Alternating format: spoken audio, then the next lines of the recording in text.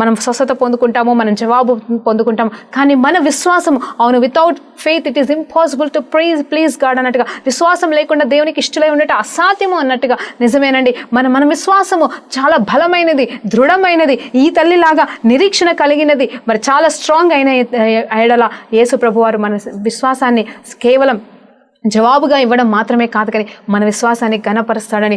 ఈ బిడ్డని ఎలా గణపరచాడంటే, ఆమె తన మట్టుకు తను వెళ్ళిపోతుంది, కానీ అక్కడ చూసినట్లయితే యేసు ప్రభువారు ఆమెకి ప్రభావాన్ని ఇచ్చాడు, అంటే శక్తి సామర్థ్యాలను ఇచ్చాడు. ఇక మీద ఎన్నిటికి మరి బలహీనము కాకుండా మరి ఆ బిడ్డ పొడగొట్టుకున్నది అంతటిని తిరిగి సంపాదించుకునే కృప, మరి బాహుల్యాన్ని కూడా ఇచ్చి ఉన్నాడని నేను నమ్ముతున్నానండి. అంత మాత్రమే కాదు, ఆమెను నిలబెట్టి సాక్షిగా నిలబెట్టుకున్నాడండి. హల్లెలూయా. వారందరి ముందర నేనే అని చెప్పినప్పుడు ఆ బిడ్డ మరి గొప్పగా సాక్షిగా యేసు ప్రభువు ఎదుట మాత్రమే కాదు, అక్కడ ఉన్న మనుషుల ఎదుట కూడా సాక్షిగా నిలబడిందండి. అంత గొప్ప దీవెన, ఆశీర్వాదం